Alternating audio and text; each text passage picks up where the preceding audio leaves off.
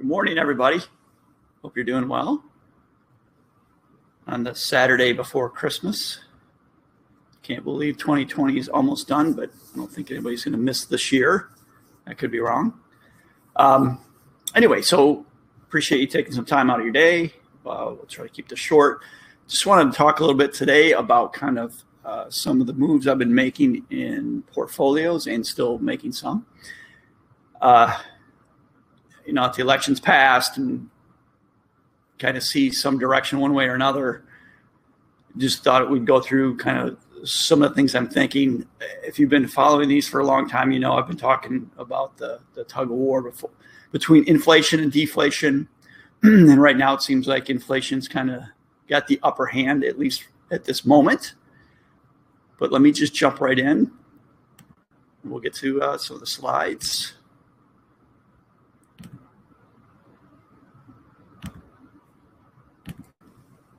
Okay.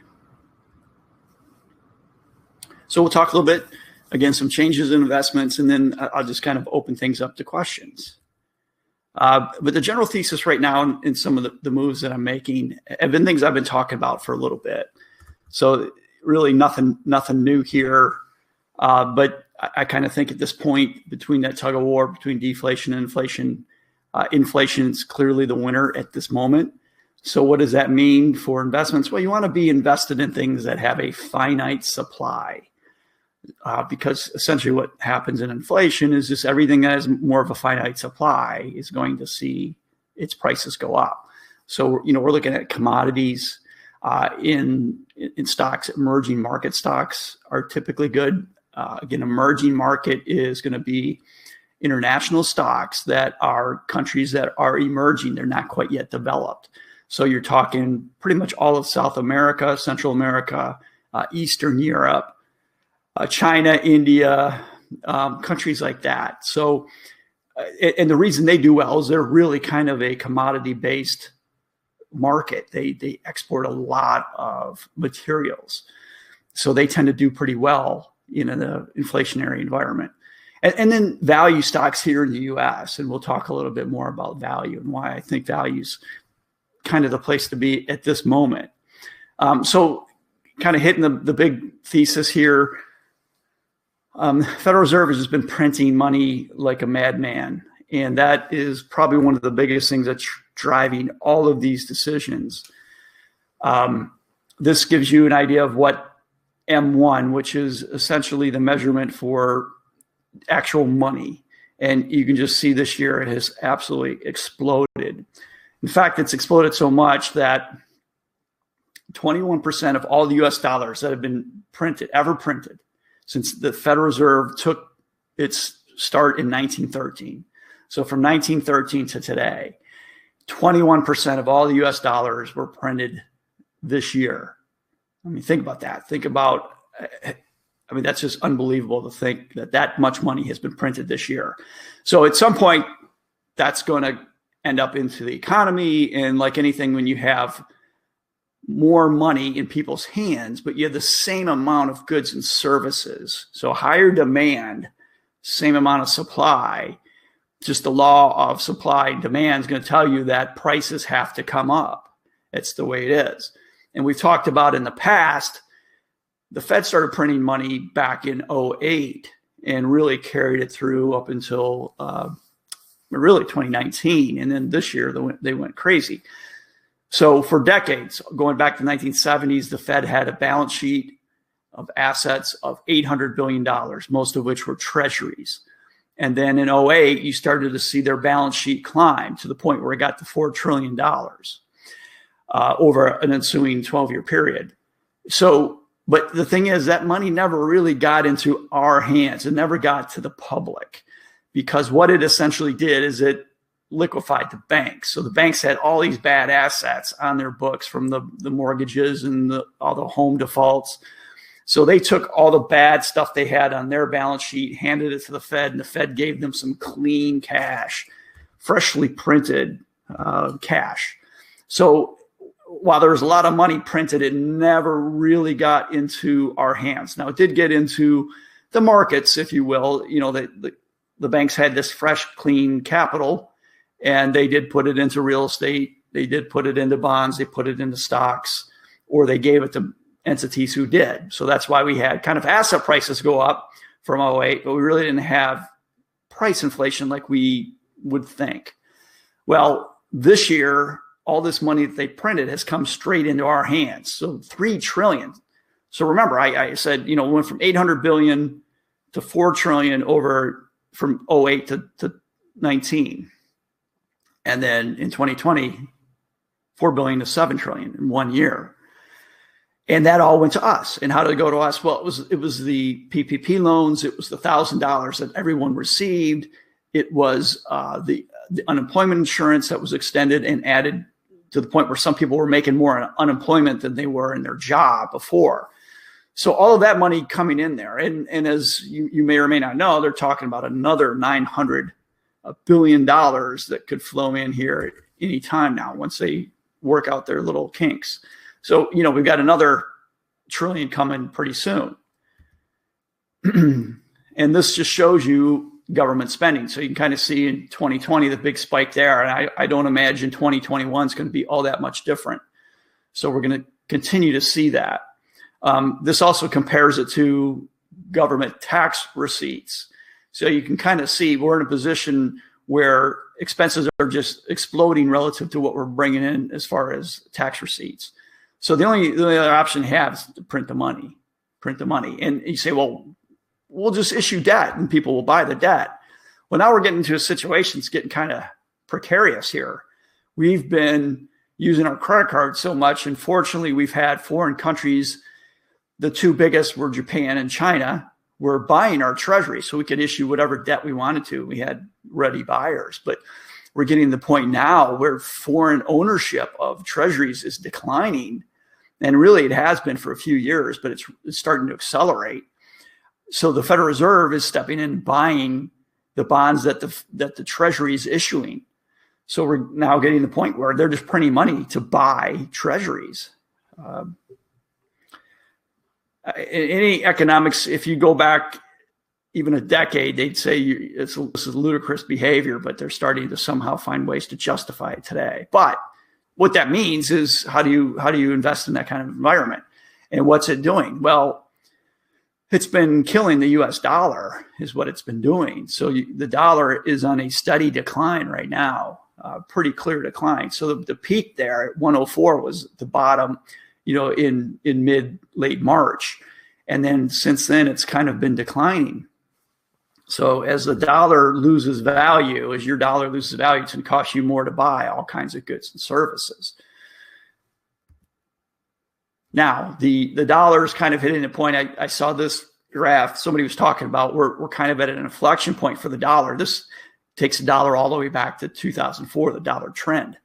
And we're all the way over at the right side at number 12. And what this person's saying is they actually expect the dollar to rally here because it's kind of hitting a base, a low base, that bottom line that's taken it all the way back to 2011. So it's hitting this base, and in theory, it should climb from here. So if it does, then my whole thesis has got to switch pretty quickly. Because what would do well if the dollar gets a lot stronger is bonds are going to do very well. Stocks won't, and commodities won't. But you can also see from this line, if this guy is wrong who put this together, and it breaks this long-term trend, well, at that point, Katie bar the door because the dollar's got quite a ways that it could fall, which would really accelerate inflation and kind of drive the thesis that I'm presenting here today. So again, the first big trend is going to be commodities. And part of it is what's going on with the Fed and the money printing and what's happening with the dollar. But it's also just everything in life is cyclical. Everything is cyclical. There's even lots of information out there saying that all the craziness that's going on in our world is something that happens every 70 years. If you want to read a really good book on this, it's called The Fourth Turning, and they kind of predicted this kind of calamity back in 1995 when they wrote the book, and they predicted it somewhere between 2010 and 2020. So But the same thing with the financial markets. Everything is cyclical. As soon as you think that it's not, that's when things come back. So commodities have really done nothing since 2008. They've really gone nowhere. If you remember 2008, when oil, you went to fill up your car and you paid $4 a gallon. That was kind of the peak for commodities in 2008. And then everything kind of came back from there. So this chart essentially shows you peaks and valleys of commodities relative to the U.S. stock market. So you can kind of see, just looking at it, we're sort of at almost an all-time low as far as the value of commodities relative to the U.S. stock market. And every time it's kind of hit the bottom there, the tech bubble, all the way back to the post-war boom in the 60s, when commodities were that low, usually you end up seeing kind of a conversion, and they did much better than what stocks did. And you can also see the peaks there. So the financial crisis of 2008, the Gulf War of 90, again, when oil prices and other commodities went way up. And then, of course, a lot of you may remember the oil crisis back in the early 70s, when you couldn't really even get oil. Not only was it expensive, but it was difficult to find in many cases. So, just this chart doesn't mean it's going to happen now, but when you get to these levels, at some point, things change. So the first holding that you're going to start to see in your portfolios is it's called Aberdeen Standard Commodity Holdings. So this thing is basically investing in 24 different commodities, and it's broken out with about 29% in energy. So that's going to be oil and natural gas. But you've got another 29% in agricultural products. So you've got all of that spectrum. Then it's got precious metals, industrial metals, and even has livestock. So you've got your hog bellies and beef and all that kind of stuff. So again, what this does, it gives you kind of a complete exposure to the commodities market. And we're not really trying to pick which commodities necessarily going to do well. We're just saying that we expect in general that commodities are going to outperform, and this is kind of a place that you want to be invested. We got some other commodity holdings that we're adding. Sticking with Aberdeen. Aberdeen is a great company. They've got the lowest cost ETFs in the commodity space. So all of these ETFs are roughly about 0.25% in annual cost, which is really low because most commodity holdings, even in ETFs, are more like 0.7 or above. And if you do any kind of active management strategies, you're way over 1%. So we can keep costs really low with these. But this is their gold. So the gold is 0.25% annually. This thing literally puts the gold into vaults, and they do a monthly audit of all the bars. So you've got bars sitting in a vault. That's what the 0.25% expense ratio covers. But gold had a good run here for a while, and then it's pulled back quite a bit. But I think it's a good time now. If you look at the chart, we kind of broke all the way back below a 200-day moving average. Again, the 200-day moving average, you just take the closing price for the past 200 trading days, and it gives you that long-term trend line. So you get nervous when things break below that. So it did break below it, but it's starting to peak back up and even up above its 50-day moving average. So gold seems to be catching its wind again. And a lot of it's just due to what the Federal Reserve is doing and what the dollar is doing. On top of gold, this time I'm actually even adding some silver.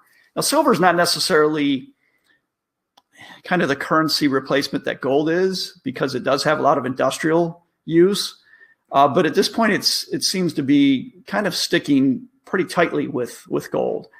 Again, really big run and then a kind of sizable pullback, but it looks like it's also peaking up. So we're adding not nearly as much silver as gold, but we're adding some of that as well as a hedge. The other thing is oil seems to be kind of spiking up a little bit. It's finally catching its wind.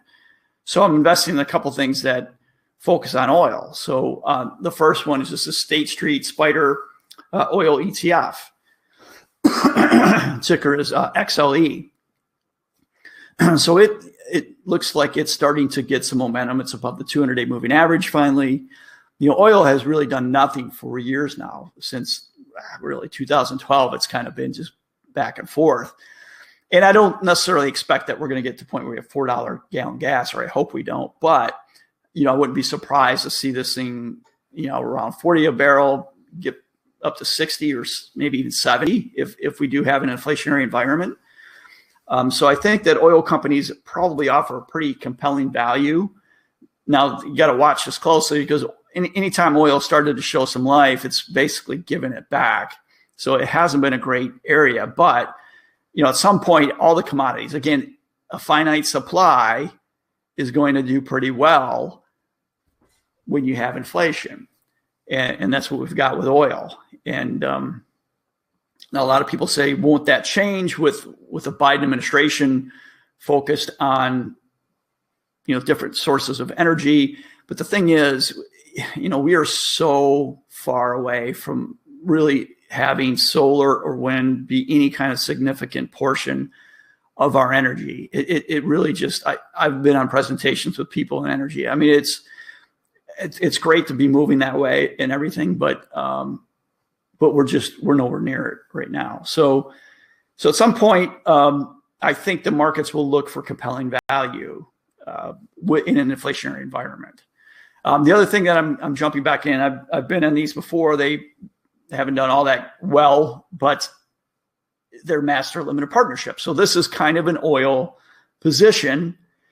They basically deal on the back end of oil. So you're talking all your pipelines, your shipping companies, everything that takes oil from point A to point B.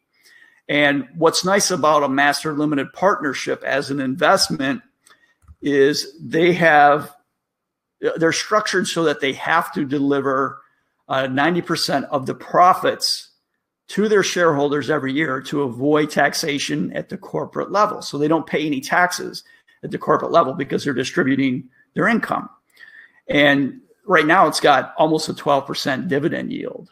I mean, so even if it just sits where it's at and doesn't rise in price, you're still going to just kick off almost 12% in dividends. But again, if we have any kind of situation where oil starts to do pretty well, these things are going to do well also. And what's interesting, usually in the past, before oil had its issues a few years ago, MLPs weren't really highly correlated with the price of oil. They didn't care. They just moved it from point A to point B. They were like a taxi driver. So they would kind of trade it differently, but they have been in the past few years completely tied to the price of oil. So if oil is going down, these things went down. So if oil goes up, in theory, this thing should go up as well, but you get 11% just to sit there and wait. The other thing, so we've got gold and silver, but I'm also adding some gold miners here. You'll see a ticker GOAU. It's kind of an accelerate. When you do miners, you're doing an accelerated play on gold. So because there's leverage involved in the mining of gold and silver, if gold and silver do well, you get an accelerated return with gold miners. So I'm adding a little bit, not too much, just a little bit of allocation to this. Again, it looks like had a great run for a bit, pulled back quite a bit, and now it seems like it's getting past the moving averages and catching up momentum just as gold and silver are. So I think that that's probably another good place. So that's really kind of the commodity moves that we're going to make here.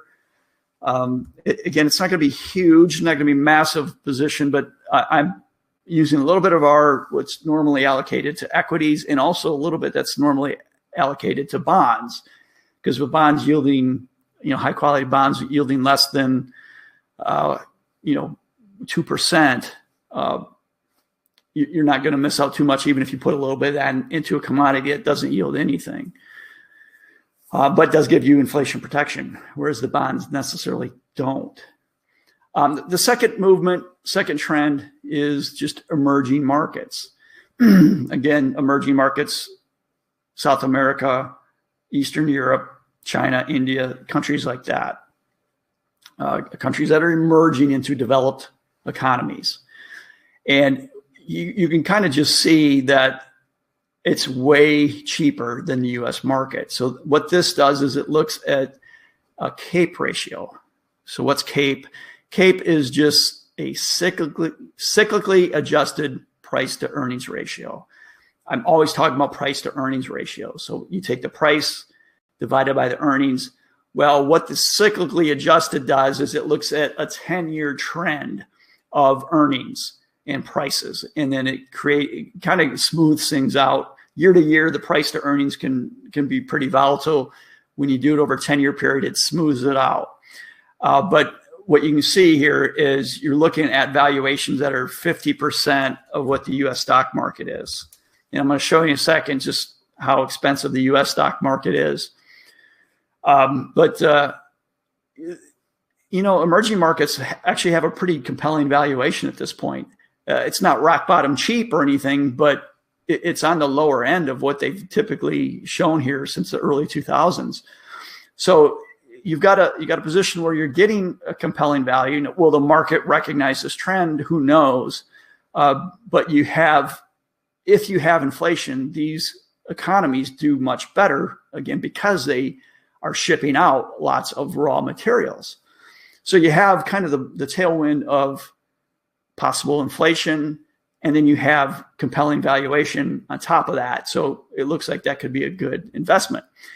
I talked about it a couple of weeks ago, but what I'm going to be using is a holding by Wisdom Tree that they don't invest in any state-owned enterprises.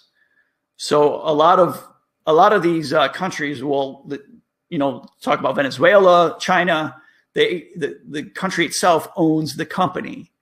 And as you can imagine, anytime the government owns a company, it's not going to be run nearly as effective as one that has a private ownership. Private ownership has to deal with what's going on in the world and react to it quickly, or they lose money. A company that's owned by the government is not going to, they may do things that necessarily aren't smart if you're looking at running a company, and they might have political objectives to it or something along those lines. So typically what you're going to find is just a better use of the capital and the equity in a company that's privately owned. And this chart kind of shows you that you're going to get that. You're going to get a better return from companies that have, private ownership. So this is a pretty interesting, holding here. What this chart does is it shows you the Wisdom Tree Emerging Market Fund that we're using compared to the Vanguard Total Emerging Market Index. So in the past, I've always used what was called VWO as the ticker symbol, the Vanguard Emerging. That's the light blue line. And you can see up until, COVID hit and everything, it was pretty much correlated. Both of them are pretty much the same. But since we've hit the bottom, you can start to see that the one with no state ownership is doing much better. And I kind of think that that's going to continue because it's still going to be a pretty volatile environment. And I just think anytime you can have private ownership relative to communal ownership, you're going to do a lot better. It's just how it is. The third trend is going to be value stocks over growth. And I've been talking about this for a little while. This again shows you the price to earnings, excuse me, price to earnings for the stock market overall. That's the black line there. It shows you IT, so tech stocks, what their price to earnings is, and then the price to earnings for value stocks. Again, if you're going to buy something at the grocery store, if you're going to buy a house or something, you want the price to be low. And that's what we're looking at here with value. You're paying less for the future earnings of these companies.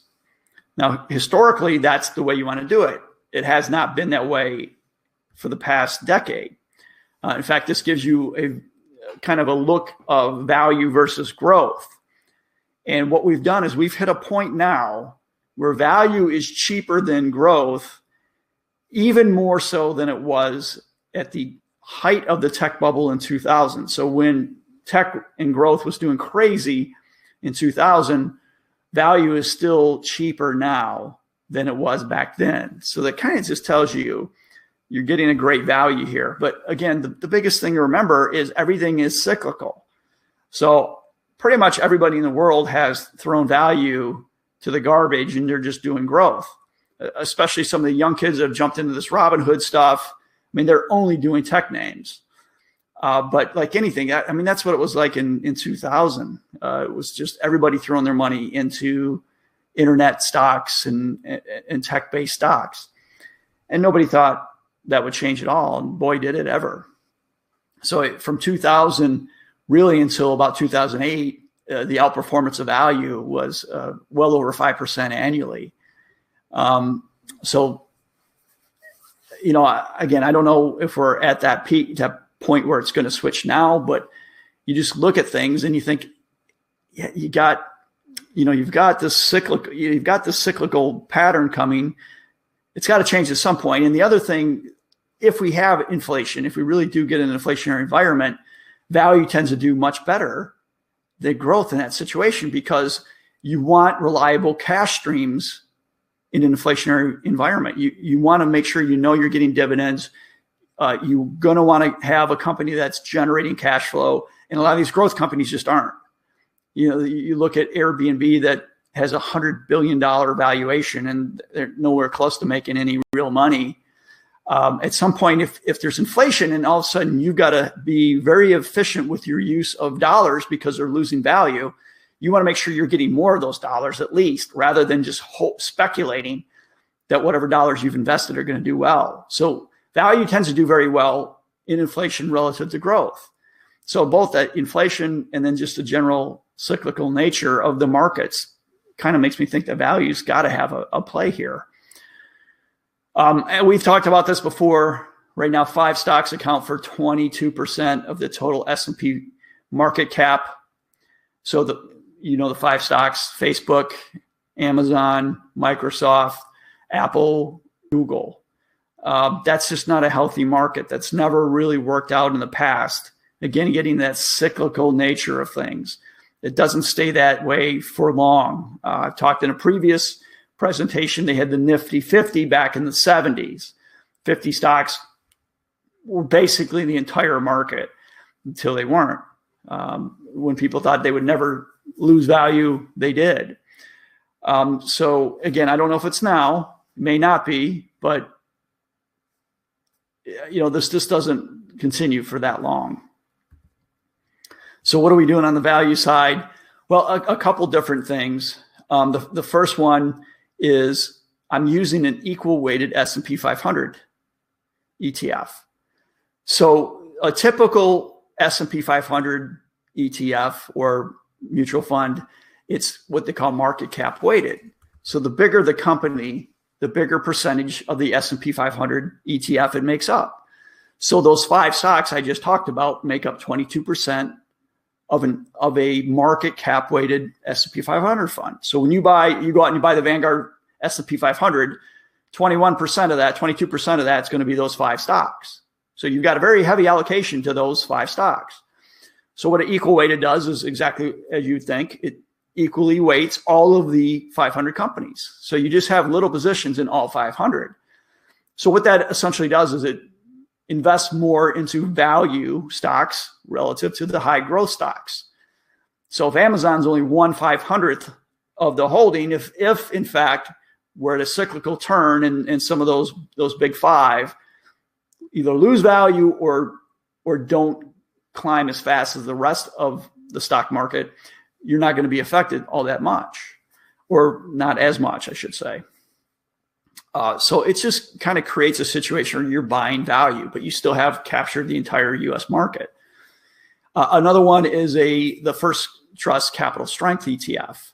So this is kind of where they look for lower volatility stocks, but also companies that are doing well on their balance sheets. So you're looking for companies that have a debt to market cap less than 30%. So it's not a company that's over indebted by any stretch. It's also a company that's getting return on their equity greater than 15%. So they're using their cash and assets effectively. They've also got $1 billion in cash or short-term investments. So it's also looking for companies that have, some cash in the kitty. And then they rank all of these by the volatility and then invest in the 50 best stocks based on some of this criteria. And then I'm also doing, the old strategy. I've been doing this since the mid 90s. It's from the Motley Fool, the Foolish Four. Essentially, all you do, you take the lowest priced, highest dividend yielding stocks on the Dow Jones Industrial Average, which right now you're talking Coca-Cola, you're talking Walgreens, Dow Chemical, and Cisco. So with those, you're getting over, and all of them you're getting over 3%. Dow Chemical, I think it's up close to 9% dividend yield. And again, this is a value play because typically when you have the lowest price and the highest dividend, it just means that the stock hasn't appreciated like the others in the Dow Jones Industrial Average. So you're buying things that are out of favor that offer compelling valuations or value stocks. Okay. Now, so the thesis is right now inflation is going to be the winner, but I've shown this slide a lot because I don't think this is going to be a one-way train. It's going to be a battle between inflation and deflation. We're going to continue to see that. And in fact, you can make as strong a case for deflation right now as inflation. The biggest thing is just what's going to happen. I think with 900 billion more coming into the markets or the economy from the government, that's inflationary. But every time you get to the point where the inflationary effect or the drug high, what I call it, you're going to come off that drug high. So they throw in another 900 billion. We go through that, and then what happens? That's where deflation, the economy wants to deflate. We have way too much debt. When you get over indebted, you want to have things shrink back. So it's a constant battle back and forth.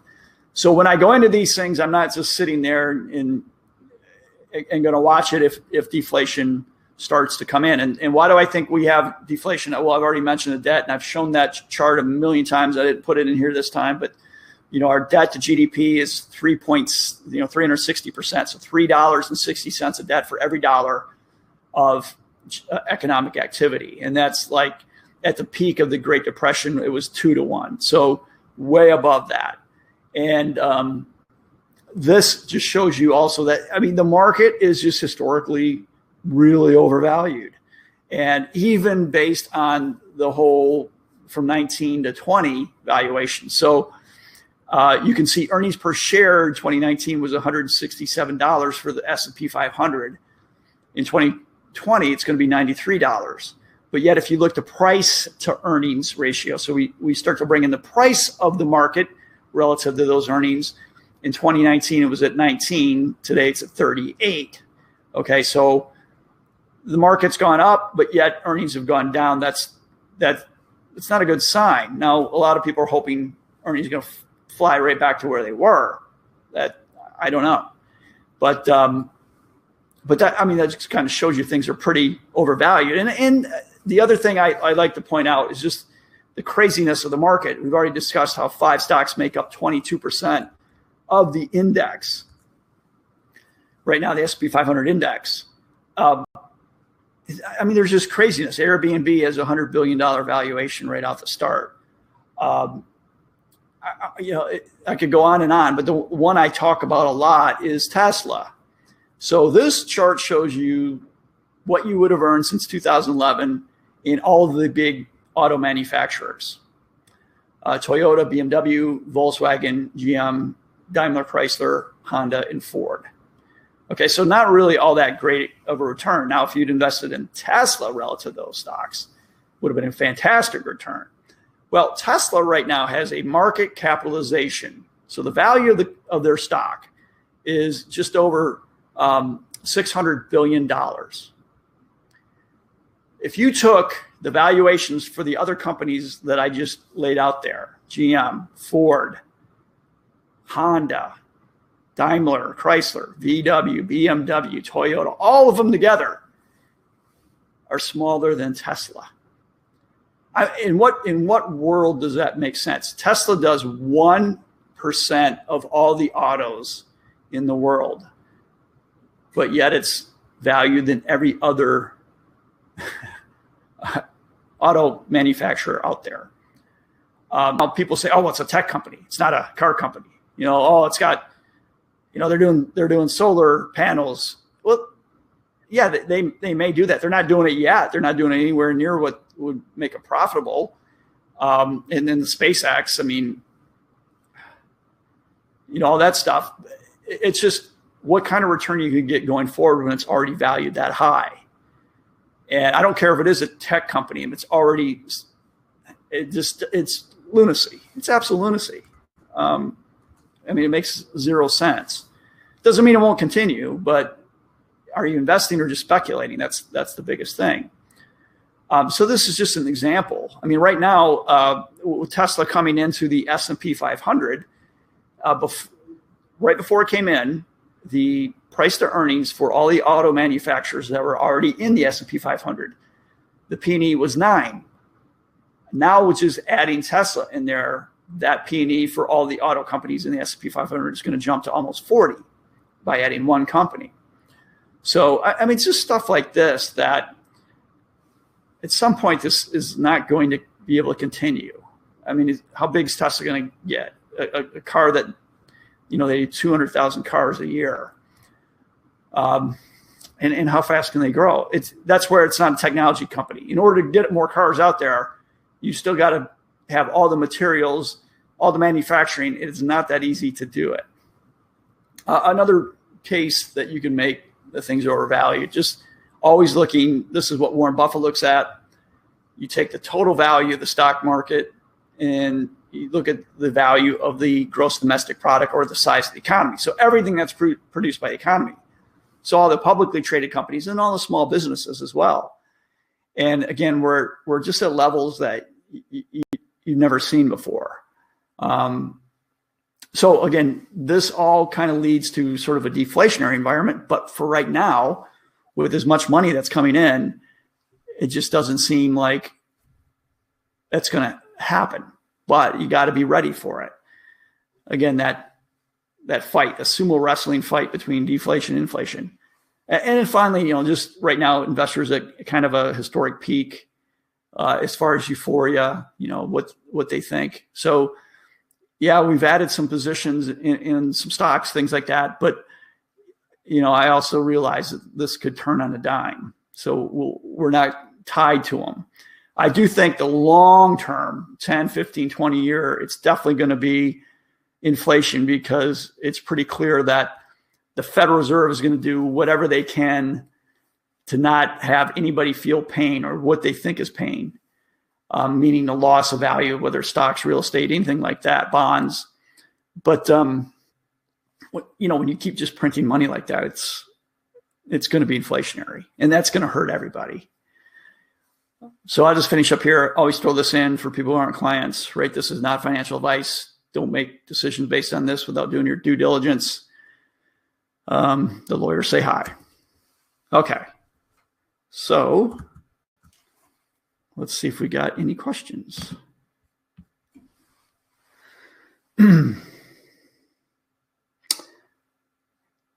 Good question. What do you think about the Section 230 chatter? How will that affect big tech? Well, something like that. It's definitely, I only discussed valuations and cyclical trends with tech. Clearly, if the government gets involved with tech in any way, and tries to say, look, okay, you're no longer just a platform where people can talk. You're now, you've stepped into the publisher role, things like that.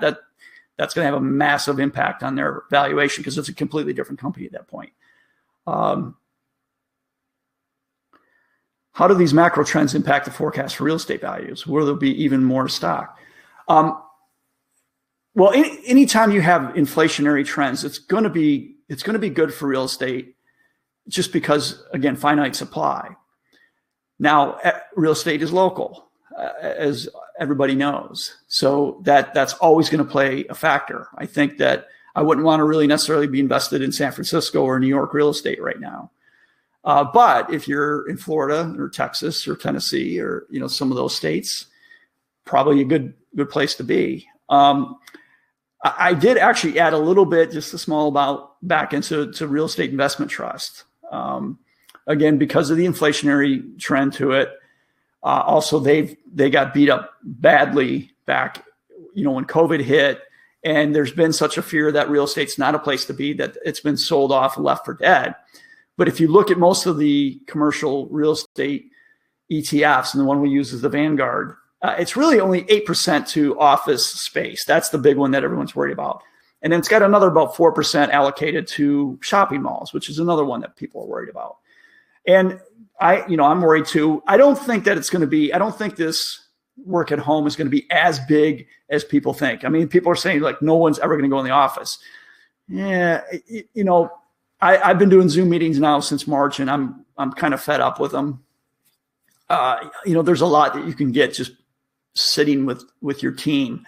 And I also think that, working with your team is fine if you've all got the same team members. If you've been doing the same job for 10 or 15 years, and so has everybody on your team, you don't have to meet because you already know each other. You already understand each other. You know how everybody works, what their responsibilities are. But if you're somebody that comes in new, man, it is a difficult environment to do it remotely. And I just think at some point people are going to want also some interaction. I don't think it's going to go back to where it was, but I don't think it's going to be as bad as they think. And the other thing is, like anything, the market is a pretty efficient mechanism. So if I have capital invested in an office lease and I can't get offices filled, what am I going to do? Well, I'm going to put in some condos. I'm going to put in some apartments. I'm going to do what it needs to be done to make sure that thing gets leased in some way. So I still think that they'll be okay. And then most of the REIT is still invested in like apartment buildings. That's usually the biggest part. Obviously, that's going to be continuing on. It's telecommunication towers and stuff like that. It's about 40%, some of the esoteric REIT stuff. So I still think that real estate will probably do pretty well. Now, you're not going to get anywhere near the typical yields you've gotten from real estate just because of cash flows probably won't be as good. But, if we have inflation, real estate's not a bad place to be. Is it a good time to purchase the Foolish Four stocks? Yeah, I think so. I think, again, it's a value play. You're picking up value. You're picking up the stocks that are kind of out of favor, and you're getting a good dividend yield off of it. So if the value versus growth does well, the Foolish Four should do pretty well.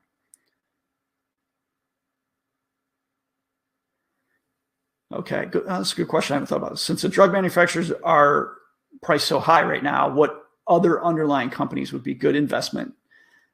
Companies that seem to support the vaccine process. That's a good question. I have not thought of that. I'm not sure. I'm trying to think if is it going to be insurance companies? Is it going to be actual hospitals? Would that do well? I don't know. I'm not sure the money making on the back end. I'd have to dig deeper to really think about it. So if somebody's going to stick the needle on you, who else is making lots of money? I mean, that's what you'd have to look at. I'm not sure, but it's a good question. And I'm sure that's probably where the money will be made. A lot of times it's not going to be made where you necessarily think, which would be the vaccines. It's the other stuff. I've said that about like cannabis.